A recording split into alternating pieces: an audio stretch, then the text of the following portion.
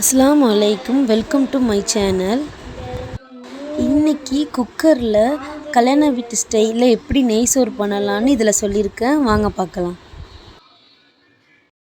இதுக்கு எண்ணெயும் நெய்யும் நல்லெண்ணெயும் மூணையுமே சேர்த்து ஃபஸ்ட்டு ஊற்றிக்கணும்.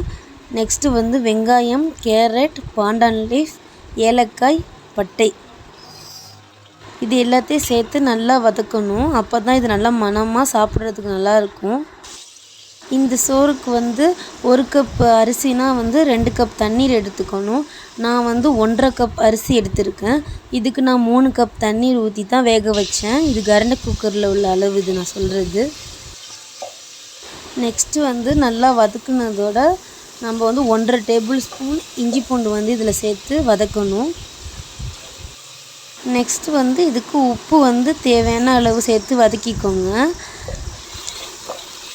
கெட்டியான தயிர் இருந்தால் தயிரும் ஒரு 2லேருந்து 3 டேபிள் ஸ்பூன் அதையும் சேர்த்து இதில் நல்லா வதக்கிக்கணும். இதே மாதிரி நெய்ச்சோறு செஞ்சு கொடுத்தோன்னா பிள்ளைங்களுக்கு கண்டிப்பாக பிடிக்கும். அவங்களும் நல்லா விரும்பி சாப்பிடுவாங்க.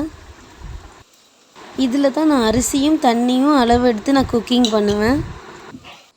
நெய் சோறுக்கு அப்படியே நம்ம அரிசியை போட்டுறக்கூடாது. தண்ணி நல்லா சூடு நல்லா கொதிக்கக்குள்ளே தான் நம்ம அரிசியை சேர்த்துக்கணும். நான் ஃபஸ்ட்டு கேஸ் ஸ்டவ்வில் வெங்காயம் எல்லாம் போட்டு வதக்கிக்குவேன்.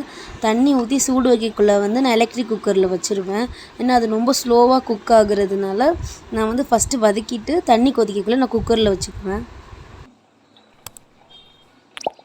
இப்போ இந்த ஸ்டேஜில் நல்லா கொதிக்குது. இப்போ நான் அரிசியை சேர்த்து நான் கொதிக்க வச்சுருக்கேன். இப்போது மூடி போட்டு வேக வச்சிடலாம்.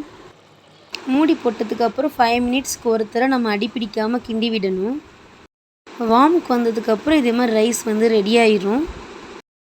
இந்த வீடியோ உங்களுக்கு பிடிச்சிருந்தா please subscribe my channel. Thanks for வாட்சிங்.